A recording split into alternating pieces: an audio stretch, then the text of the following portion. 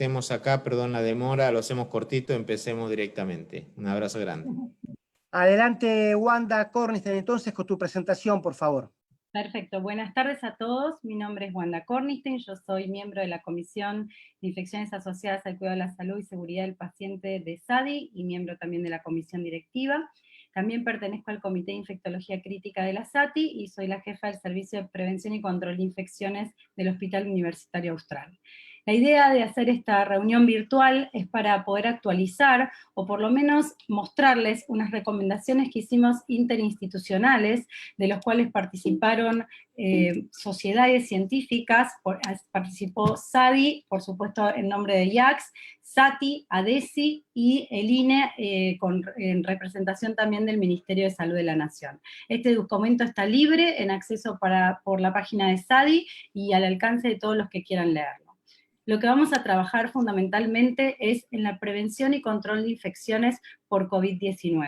Cuando hablamos de esto, hablamos de tres cosas. ¿Cuál sería el objetivo de esto? Es limitar la transmisión interhumana, reducir infecciones secundarias y prevenir la transmisión tras eventos de ampliación o lo que se llama superspreading. O sea que todas las estrategias que van a escuchar va a ser para cuidar al paciente, para cuidar a los pacientes entre sí y para cuidar también al personal de salud de que no contraiga esta infección.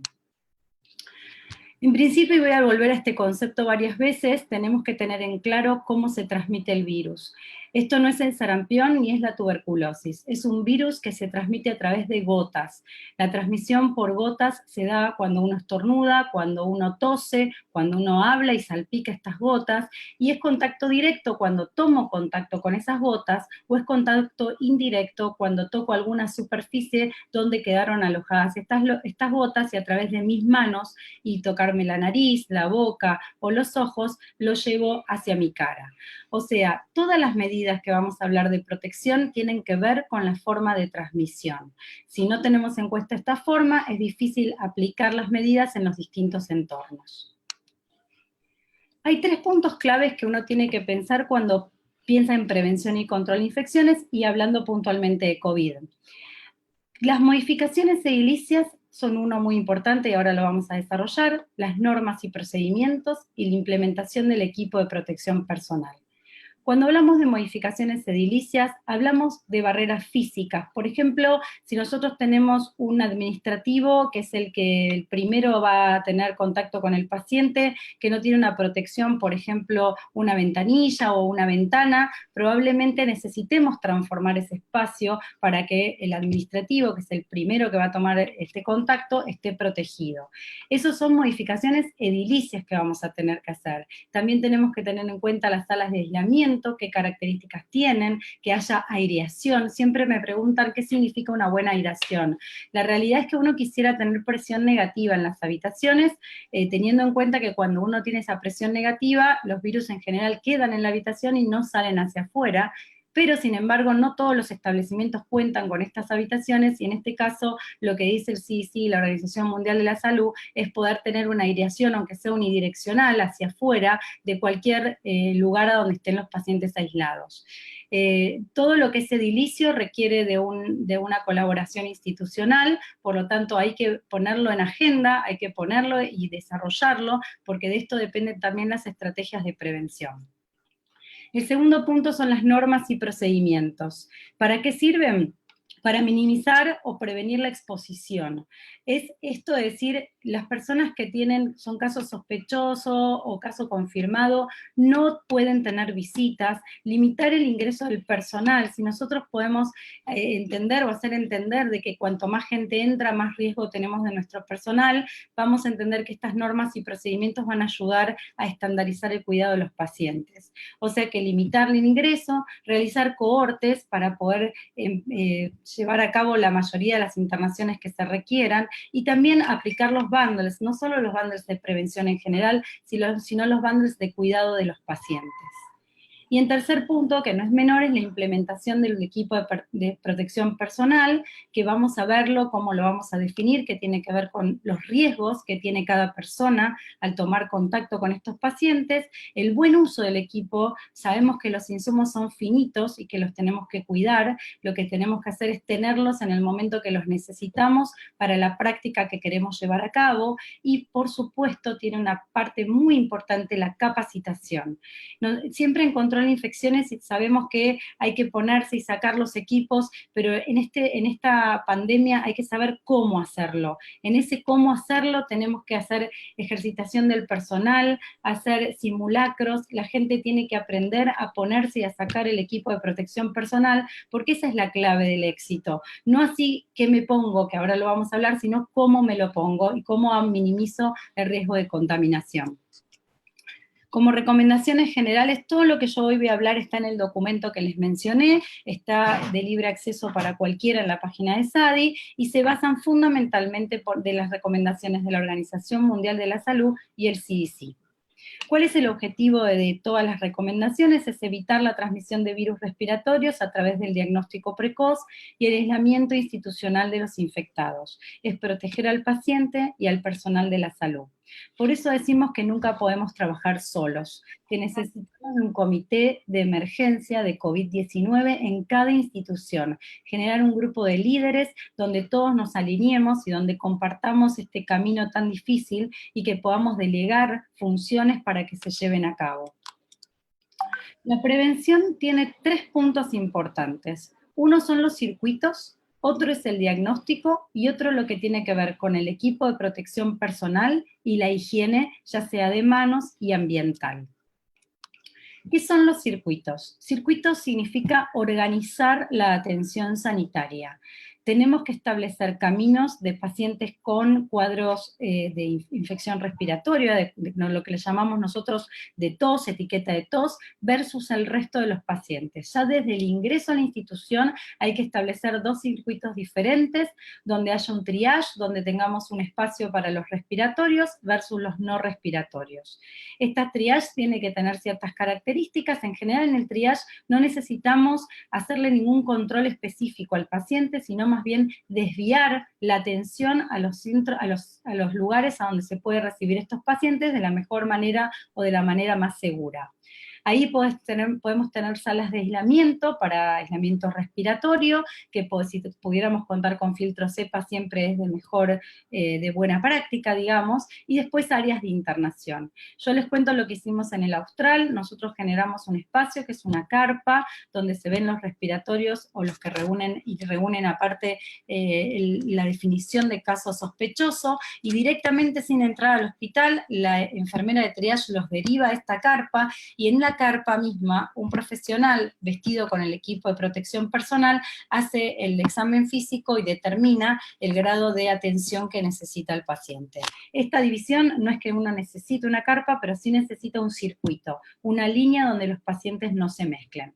Desde ya en el primer contacto, el paciente en la parte administrativa, cuando hace un ingreso administrativo en las áreas privadas, y en el caso del público, cuando toma contacto con la atención de salud, cualquier paciente que tose debe colocarse un barbijo para evitar la diseminación a través de sus gotas de la enfermedad.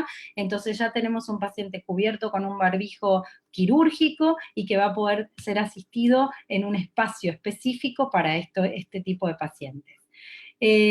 Como acá dice la sala de aislamiento, deberá constar de al menos un ambiente bien ventilado, idealmente la presión negativa, restringir el ingreso de personal y visitas, mantener la separación espacial. Uno puede tener una carpa grande con varios pacientes, la mínima distancia entre pacientes es 1 metro, y uno debería guardar esa distancia para evitar la contaminación cruzada entre los pacientes, y gestionar la cantidad suficiente y la continuidad de los insumos.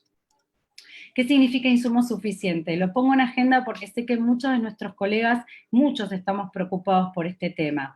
Y la verdad que hay 3 puntos esenciales que tenemos que todos como país luchar, que es tener dispositivos para la higiene de manos, que es agua corriente y jabón, desinfectante en base de alcohol para las manos y toallas de papel de uso único para poder hacer la buena técnica y la buena higiene de manos, equipos de protección personal para atender a los pacientes, que son barbijos, quirúrgicos quirúrgicos y N95, camisolín, guantes y protección ocular, y por supuesto equipo de protección personal para la limpieza y la recolección de residuos.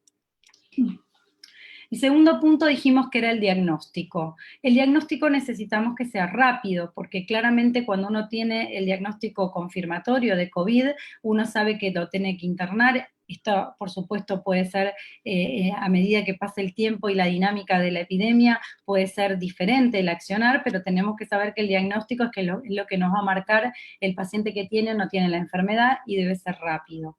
Capacitar desde ya al personal para el uso del equipo de protección personal. El personal que toma la muestra es el que va a tener que vestirse con todo el equipo y cambiar el barbijo quirúrgico por un barbijo N95, transportar las muestras con triple envoltura al laboratorio, y el laboratorio debe saber que llega una muestra para estudio de SARS-CoV-2. El examen radiológico, que también tiene que ver con el diagnóstico de neumonía, debería realizarse idealmente en un dispositivo portátil, y si esto no es posible, hay que establecer un circuito donde el paciente tenga el mínimo contacto con otros pacientes y pueda llegar a la sala de rayos y hacerse la placa, y luego volver al lugar de atención. El personal obviamente que ingresa, que ya sea para hacer la placa en la habitación, o el personal que va a atender a estos pacientes cuando se hace la placa, también debe utilizar el equipo de protección personal, y ya sea el equipo y el chasis deberán desinfectarse entre paciente y paciente con productos de limpieza disponibles. Este virus no es resistente a ninguno de los productos que usamos habitualmente, o sea que si uno tiene amonio cuaternario en su hospital, o si tiene soluciones cloradas, cualquiera de ellos puede matar o hacer la limpieza y desinfección sin tener ningún problema con este virus. Prevención para el personal de salud. Ahora voy a hablar con más detalle de lo que significa el equipo de protección personal, para que todos por lo menos tengan la visión desde las sociedades que intervenimos en este documento, y para por lo menos marcar una diferencia con el grado de exposición. Pero todo esto es lo que deberíamos disponer para poder trabajar o para poder atender correctamente a estos pacientes. Voy a empezar por la medida más básica, que es la higiene de manos. Cualquier medida debe tener, en este punto voy a hacer una salvedad. Higiene de manos significa no solo lavarnos las manos, sino utilizar la técnica adecuada, y cualquier lugar donde trabajemos debemos ocuparnos en enseñarle a la gente a lavarse las manos, porque claramente es lo que cambia la historia, porque si tocamos superficies contaminadas y después nos llevamos las manos a la cara, probablemente esa va a ser nuestra vía de contacto, a pesar de que tengamos el equipo de protección colocado, ¿no? Entonces, o sea que es fundamental que aprendamos a lavarnos las manos. Y luego se tienen que implementar en conjunto con las precauciones estándares, el aislamiento de contacto y por gota. Las precauciones estándares no debemos olvidarlas, y las debemos conocer y familiarizarnos con esto, porque fueron las que cambiaron la historia de grandes epidemias. La higiene de manos, como dijimos, de acuerdo a los 5 momentos que ahora les voy a mostrar. Usar elementos de barrera, camisolín, guantes, protección ocular y barbijo cuando se presume contacto con fluidos corporales de los pacientes, ya sea sangre, secreciones o excreciones. Descarte adecuado de elementos cortopunzantes, manejo adecuado de ropa y residuos, elementos de uso individual o desinfección entre usos, o por ejemplo el estetoscopio, por ejemplo el termómetro, y la limpieza y desinfección de la unidad. Este es el estándar básico de cuidado para cualquier paciente. La higiene de manos respetando los 5 momentos es antes de tocar el paciente, antes de realizar una tarea limpia o aséptica, después del riesgo de exposición a fluidos corporales, después de tocar al paciente y después del contacto con el entorno del paciente. ¿Con qué hacerlo? Es mucho más sencillo, el alcohol en gel, y está en general en los hospitales disponible, pero en esta patología puntual uno podría utilizar alcohol en gel o agua y jabón. Como les digo, dependerá del lugar donde trabajen y de la disponibilidad de recursos, pero cualquiera de las dos soluciones o de cualquiera de las dos metodologías es eficiente. Cuando hablamos qué usar ¿Cuándo usar y qué usar para protegerme? Hay que pensar en 3 puntos. ¿Qué tipo de interacción voy a tener con el paciente? Y ahí abro un paréntesis y tiene que ver qué soy. Si soy la persona que le va a alcanzar la comida, si soy la persona que lo va a asistir para bañarse, si soy el médico que lo va a revisar. Depende de la interacción que yo tome con el paciente, es el equipo que yo, o la complejidad en el equipo de protección personal. También tengo que tener en cuenta de nuevo el modo de transmisión de la enfermedad. En este caso estamos hablando de gotas y no hay ningún COVID que quede dando vueltas en el ambiente como puede ser una tuberculosis o un sarampión. Y también la cantidad de fluido corporal que se generará cuando yo voy a tomar contacto con el paciente. Si uno le va a tomar los signos vitales y nada más en un paciente que está estable y en general es un tosedor, pero un tosedor controlado, o sea que el paciente puede medir el momento o cuidarse al toser, la verdad que la exposición a fluidos es mínima. En cambio, si yo voy a ser la persona que voy a intubar al paciente, lo más probable es que tenga un gran contacto con los fluidos del paciente. Precauciones adicionales y COVID, escenario. Cualquier caso sospechoso o confirmado debe tener precauciones estándares, contacto y precauciones por gotas. Y en el caso de que se generen aerosoles, en casos sospechosos o confirmados, uno tiene precauciones estándares por contacto y tiene que cambiar las precauciones por gotas por vía aérea. ¿Cuáles son los principios generales de los equipos de protección personal? Es que no debemos olvidarnos que la higiene de manos debe realizarse siempre, retirar y reemplazar cualquier insumo que esté dañado o roto del equipo de protección personal tan pronto como se dé cuenta uno, retirar todo el equipo lo antes posible después de completar el cuidado y evitar contaminar el medio ambiente fuera de la sala de aislamiento. Y acá tenemos un concepto importante. Todo el equipo uno lo tiene que retirar antes de la salida de la habitación del paciente o antes de la salida de la sala donde están los cuidados, para minimizar la contaminación fuera de ese sector. Desechar todos los artículos de equipo de protección personal. Vamos a hablar ahora puntualmente de los N95 que no entrarían en esto, pero que el resto en general se tiene que todo desechar. Tiene que hacerlo cuidadosamente y realizar la higiene de manos inmediatamente después de haber retirado el equipo de protección personal. Camisolines. Los camisolines que uno pretende que haya en este contexto son camisolines de uso único, no estériles, de manga larga con puño, por debajo de la rodilla para que nos proteja hasta esa zona y con sujeción posterior. Cuando nosotros leemos las recomendaciones de la OMS y el CDC, hablan de camisolines hidrorrepelentes, o sea que no pueda absorber el agua, que puedan repeler el agua o los líquidos. Y la realidad es que nosotros creemos que idealmente uno tiene que tener camisolines hidrorrepelentes, pero también lo dice la Organización Mundial de la Salud, que en situaciones de pandemia o escasez de recursos, tanto el CDC como la OMS recomienda el uso de camisolines de contacto en la asistencia con bajo riesgo de exposición a fluidos, por ejemplo, cuando vamos a revisar un paciente, y asegurar los camisolines resistentes a fluidos en situaciones de alta riesgo de exposición. Por ejemplo, las maniobras con aerosolización, maniobras con riesgo de salpicadura, maniobras invasivas y tareas en el cuidado horario con mayor contacto como el baño del paciente o el cuidado de heridas. Si no tenemos camisolines hidrorrepelentes, hay formas de, y lo dice también algunas recomendaciones, que uno podría crear delantales plásticos que se pueden poner por encima del camisolín para que no absorba los líquidos, luego limpiarlos y, por supuesto, eso va a ser en las exposiciones de alto riesgo, ¿no? Y lo que sí es importante, también lo digo como comentario, es que si uno uno hace una cohorte, por ejemplo, como les conté, nosotros tenemos una carpa de atención, en el caso de que yo tengo más de un paciente con caso sospechoso, siempre entrando a la definición de caso sospechoso, uno podría colocarse todo el equipo de protección personal y ver sucesivamente los pacientes si no tengo un contacto directo. Por lo tanto, ese insumo lo puedo usar con varios pacientes y también reduzco el consumo y está protegido el médico que los está viendo.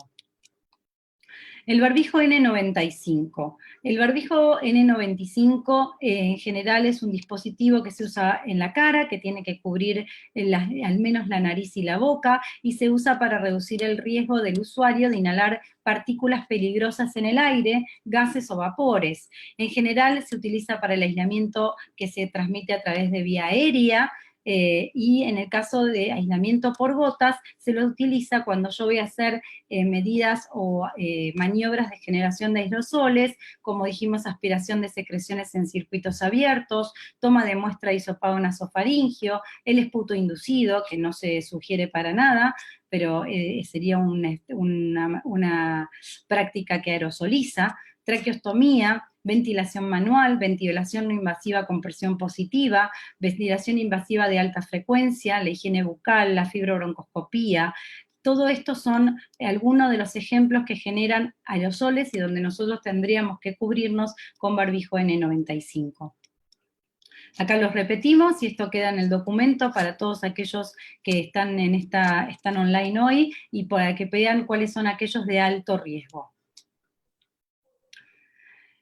¿Qué hacemos con los barbijos N95? En general, no se recomienda para el uso público, y este es un mensaje que tenemos que darle a nuestros pacientes. No es un barbijo que deba usar la población general, es un barbijo que está determinado para exposición de alto riesgo, en este contexto de COVID. El usuario debe realizar una verificación del sello cada vez que lo usa.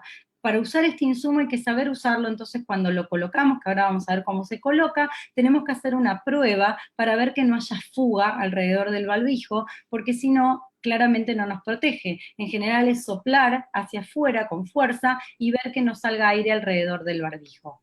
No están diseñados estos barbijos para niños o personas con vello facial, me van a matar los que tienen barba, pero eso es lo que dice la Organización Mundial de la Salud, porque dice que se encuentra, de acuerdo a lo largo del área de sellado de un respirador, es difícil hacerlo si uno es niño y en el caso de que tenga el vello en la cara. Es difícil ajustarlo para evitar que pasen partículas por los costados.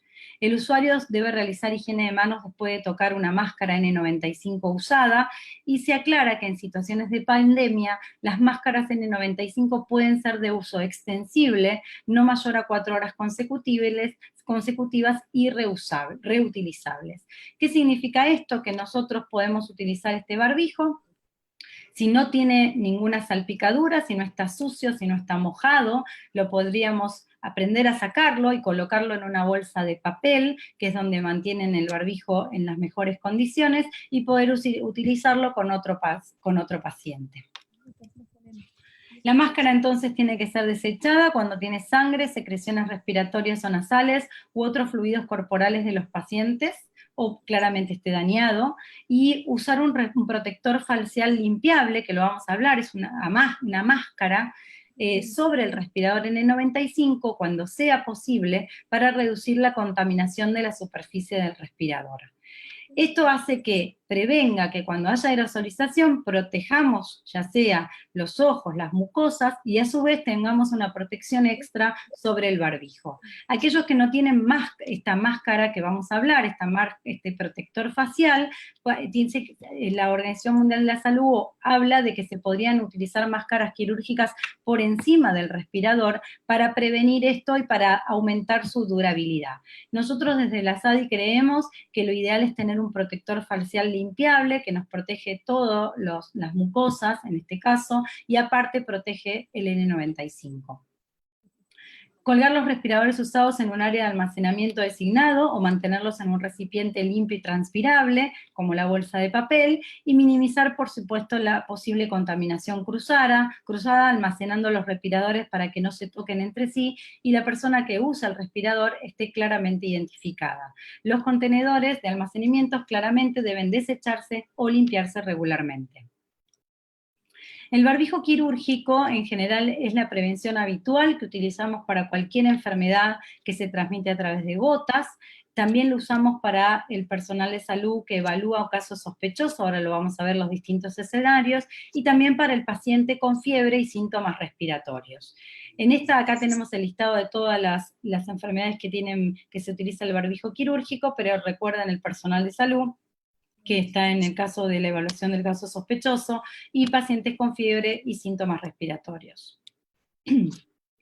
¿Qué tenemos que saber de este barbijo? Que no se usa arriba de la cabeza, como lo vemos siempre en muchas de las películas, sino que lo tenemos que colocar adecuadamente, las tiras tienen que estar paralelas, una por encima de la oreja y otra por debajo. En general tiene que colocarlo adecuadamente y en la zona de la nariz aprisionarlo para que quede adaptado a nuestra nariz, al igual que hay que hacerlo con el N95, no requiere prueba de fuga, son de uso único, exclusivo y descartable, cada vez que lo usamos lo tendríamos que tirar, y realizar, por supuesto, la higiene de manos antes del descarte. Al retirarlo no toque la superficie externa, desate los lazos inferiores, luego los que están en la parte superior, y quítelos sin tocar la frente. Nunca en los barbijos ni en el N95 debemos tocar la parte externa del barbijo porque es la que está más contaminada. O sea, la parte que nos cubre la nariz y la boca no se deben tocar porque es la más contaminada. Todos los casos sospechosos o confirmados de COVID deben estar barbijo quirúrgico al salir de la habitación o al trasladarse en el hospital. Con respecto a las antiparras, tenemos varios modelos de antiparras. En general, y el ideal es que sea contra la piel de la cara, que coapte bien contra la piel, alrededor de los ojos, idealmente con marco de PVC flexible para encajar fácilmente en todos los contornos, con presión uniforme, hermético en los ojos y las áreas circundantes. También tenemos estos lentes que usamos habitualmente, que nosotros llamamos antiparras, que no tienen estas condiciones, y por eso creemos que podemos dar dos funciones diferentes. Cuando uno tiene un alto riesgo de aerosolización, utilizaría los de abajo, los que están bien herméticamente sellados, y los de arriba los utilizaríamos en exposición de bajo riesgo, por ejemplo, cuando vamos a hacer una práctica habitual o para hablar con el paciente o interrogarlo, que son prácticas de bajo riesgo. En ese caso podríamos usar las antiparras comunes. En general el lente tiene que ser transparente, antiempañante, banda ajustable para asegurarse firmemente y lo que sí, ventilación indirecta para evitar que se empañen. Todos estos insumos son reutilizables siguiendo un protocolo de limpieza y desinfección y hay algunos que son desechables, pero eso es a indicación del que los produce y el modelo que ustedes compren. La máscara o protector facial es esto que cubre la boca, la nariz y los ojos. Acá me ven ahí usando uno de los que tenemos en el hospital. Eso está hecho de plástico transparente y proporciona una buena visibilidad. La banda ajustable para sujetar firmemente alrededor de la cabeza y ajustarse cómodamente contra la frente. Tiene que ser antiempañante, preferiblemente, porque si no nos va a impedir hacer nuestra tarea, que cubra completamente los lados y la longitud de la cara. Puede ser reutilizable, de hecho lo es, y uno lo puede limpiar y desinfectar. Hay algunas que son desechables, pero bueno, depende también las que ustedes adquieran. Su uso se reserva para exposición a fluidos y colabora con el cuidado del N95 para poder reutilizarlo. Tanto el CDC como la OMS habla de que uno puede utilizar ya sea la máscara o protector facial o las antiparras, es uno u otro. Lo que nosotros consideramos, y ahora lo van a ver, es que en procedimientos de alta aerosolización, por ejemplo, la intubación de un paciente sospechoso o confirmado, y uno podría usar la doble protección en ojos, ya sea las antiparras y por encima la máscara o protector facial, para también tener una barrera más y proteger el N95 de las salpicaduras o de la contaminación. Las botas y cofias. La realidad es que no son recomendadas por la OMS y es un tema muy controvertido. El SATI participó de este documento, ya están muy a favor del uso de botas y cofia, por eso lo ponemos que es controvertido. Podría tener un lugar para momentos de mayor exposición a fluidos o maniobras de aerosolización. Ojo al retirarlas para no contaminarse y realizar la higiene de manos posterior.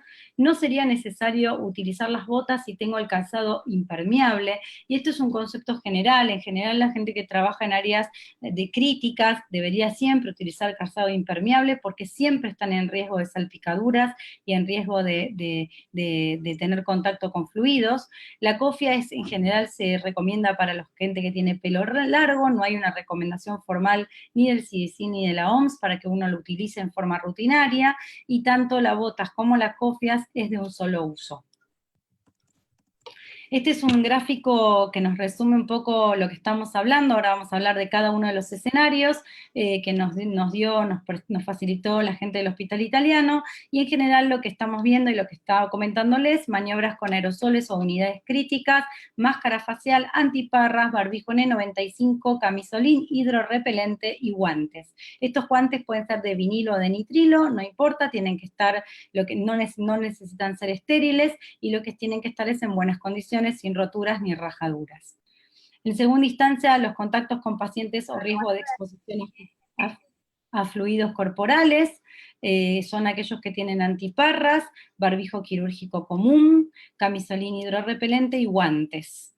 Y en tercera instancia, por ejemplo, la camarera, por ejemplo, el personal que quiere preguntarle algo al paciente, o sea, que tenga muy poco contacto con el paciente, utilizará antiparras a menos de 1 metro de distancia cuando va a tomar contacto con el paciente, barbijo quirúrgico común, barbijo el que estamos habituados, camisolín de contacto, no necesariamente hidrorrepelente, y los guantes para la atención. Acá quisimos hacer un cuadro, no es nuestro, es un cuadro que ya está promocionado por el CDC, donde habla de qué hace el personal de salud, o qué hacen las personas que van a trabajar, qué actividad y qué tipo de equipo tienen que utilizar. Si uno está hablando en un área de habitación del paciente, hablamos del personal de salud y va a atender al paciente con COVID-19 o sospecha, utiliza barbijo quirúrgico, camisolín hidrorrepelente, guantes y antiparras. Y aquellos que tienen que van a hacer maniobras que generan aerosoles con COVID-19, es barbijos N95, el camisolín hidrorrepelente, guantes, antiparras o máscara facial y calzado impermeable.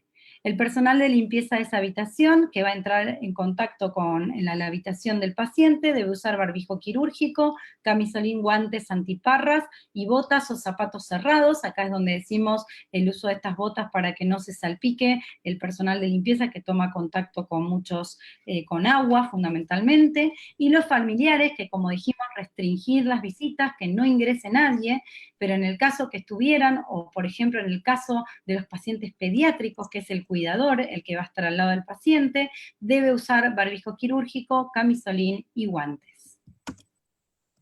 Otras áreas de tránsito, por ejemplo salas o pasillos, todo el personal, incluida la atención sanitaria, no requiere de equipo de protección personal. Esto lo decimos porque estamos viendo en muchos de los lugares donde trabajamos gente que está con el barbijo paseando por los pasillos, en áreas donde no hay pacientes, incluso internados, y eso no es lo que recomienda la Organización Mundial de la Salud, y nosotros estamos a favor de cuidar los insumos para cuando los necesitemos. No se requiere para caminar por un pasillo ningún tipo de equipo de protección personal.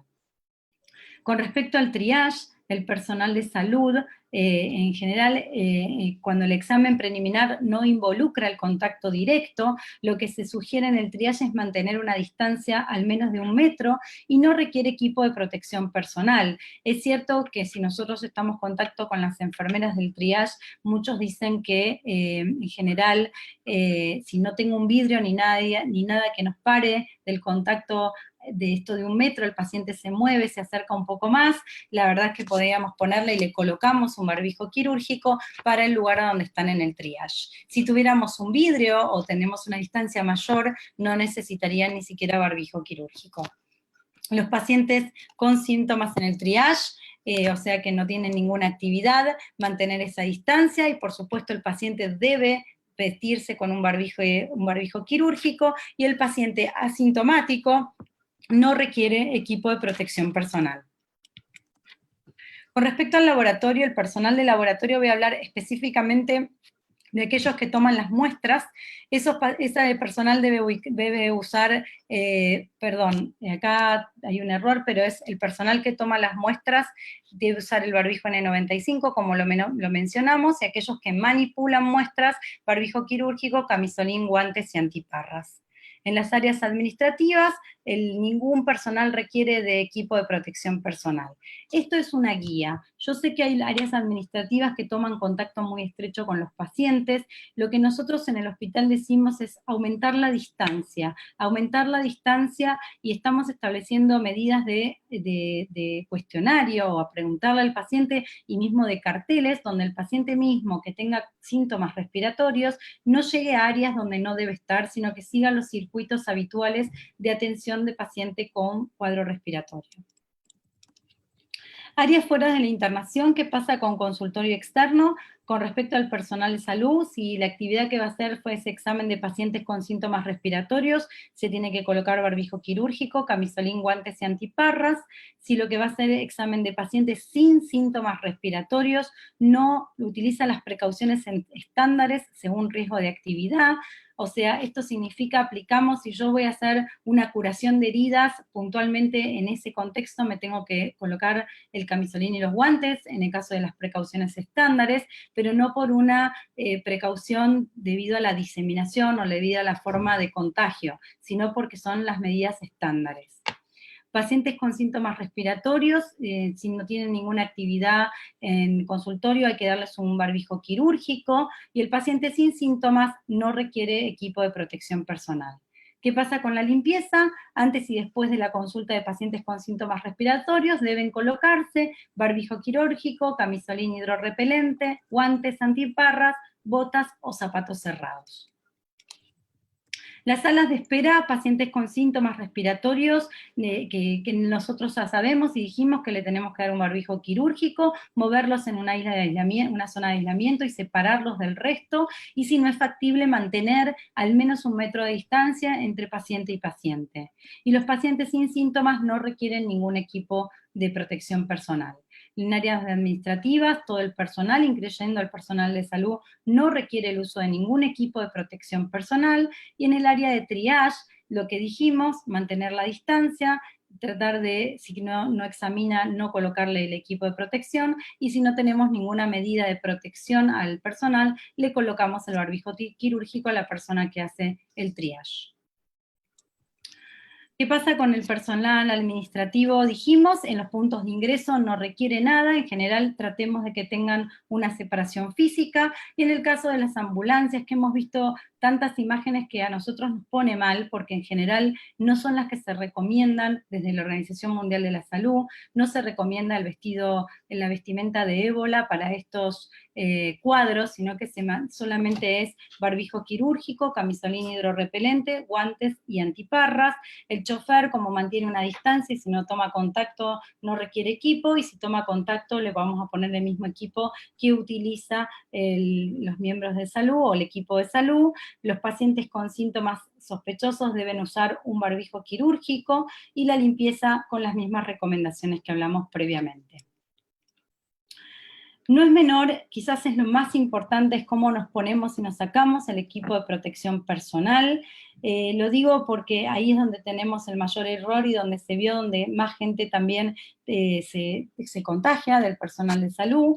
Ponerlo no es tan complejo, sino más bien sacarlo y la posibilidad de contaminación cruzada, y tiene que ver con colocarse el camisolín que cubra todo el torso, atarlo por detrás, no olvidar atarlo. Nosotros estamos acostumbrados a no atarlo o atarlo más o menos, y ahora lo que tiene que estar es bien cerrado, tanto a la altura del cuello como de la cintura. Colocar el barbijo va a depender de qué práctica vamos a hacer, si usamos el barbijo N95 o el quirúrgico, que ahí vemos en las fotos o en las imágenes cómo debemos colocarlos, asegurarlo bien, hacer las pruebas, acomodarlo bien en nariz y sujetarlo bien.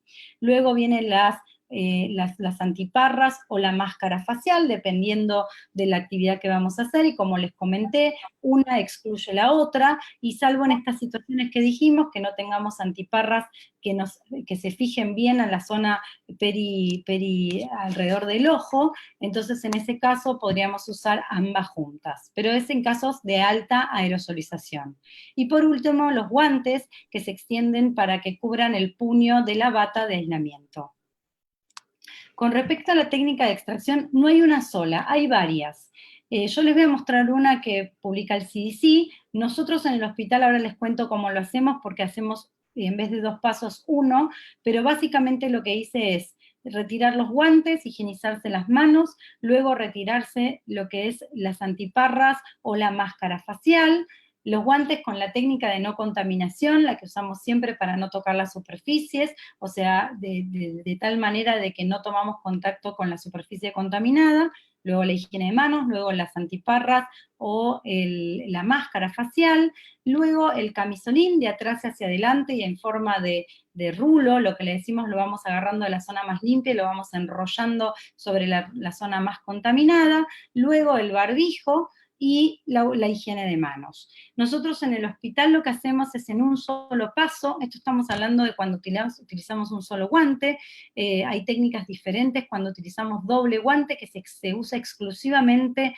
para la intubación, porque luego de la intubación los guantes están muy contaminados y se usa para meter la rama del laringo dentro de los guantes y minimizar la contaminación, sino esto casi siempre se usa guante de un solo par de guantes, y uno puede hacer estos pasos o también puede sacarse el camisolín y los guantes en un solo paso, ya que los guantes están colocados por encima del puño, uno puede de atrás hacia adelante sacar las ataduras del camisolín e ir enrollándolo hacia adentro, dejando la superficie limpia hacia afuera y enrollando hacia adentro la superficie más contaminada hasta llegar a los guantes y desecharlo todo junto. Esto requiere práctica, simulacros y práctica. Con respecto a la limpieza institucional, ¿qué usar para limpiar? Recordar que hoy el hipoclorito de sodio está avalado para la limpieza de superficies hospitalarias y también específicamente para pacientes que tienen, para las habitaciones donde están los pacientes con COVID. Se puede usar a 500 partes por millón, en general no ofrece mayor resultado 5.000 partes por millón, o sea que con 500 a 1.000 es suficiente. En el documento figura la forma que hacemos la dilución. También se puede usar etanol al 70%, iodopovidona al 1%, y amonios cuaternarios, todos son eficaces y eficientes frente a este virus que es lábil a la acción de los desinfectantes. La cantidad de limpiezas terminales, 2 o más, a la salida del paciente de la internación. Se dice que uno debería esperar 2 horas hasta volver a poner un paciente en esa habitación, y que ese tiempo se puede reducir si yo voy a internar otro paciente que tiene la misma patología, en este caso es un caso sospechoso o confirmado de COVID. Y el doble guante lo usamos para en realidad doble guante de látex para la limpieza, y el doble guante lo estamos usando para el momento de la intubación. En resumen, y para terminar, espero que esto haya servido. Esta es una recomendación de ADESI, INE, SADI y SATI. Tenemos algunas consideraciones más en el documento que tienen que ver con pediatría, con terapia intensiva, con la ropa del personal, que me voy a tomar un segundito para hablar de eso, porque sé que hay mucha preocupación entre los colegas. La ropa del personal, en general, el personal que toma contacto con fluidos, con secreciones o excreciones, en general está cubierta siempre con el equipo de protección personal, así que deben estar tranquilos. Idealmente uno quisiera que los profesionales de la salud puedan utilizar el ambo dentro de la institución y que la institución lo pueda lavar, pero eso no lo tenemos disponible en todos los lugares. Lo que les sugerimos es que no seamos, como siempre, andar con ambos en la calle, sino que utilizar la ropa de trabajo dentro del área de trabajo, y luego de la jornada laboral, sacarlo, colocarlo en una bolsa, cerrar esa bolsa y proceder a la limpieza. También en el documento van a encontrar el manejo de residuos, de alimentación, de limpieza y el manejo de cadáveres. En resumen, entonces, para el triage solo requerimos higiene de manos y barbijo quirúrgico si es un triage pequeño, si está a menos de 1 metro, y si no hay ninguna vidrio o ventana que nos pueda parar el contacto directo con el paciente. En el caso de la toma de muestra es higiene de manos, camisolín, N95, antiparras o protección facial y guantes. En el caso de caso sospechoso confirmado de COVID que requiere admisión sin procedimiento que genere la aerosolización, es higiene de manos, camisolín, barbijo quirúrgico, antiparras o protección facial y guantes. Y en el caso de procedimientos que generen aerosoles, que ya los nombramos,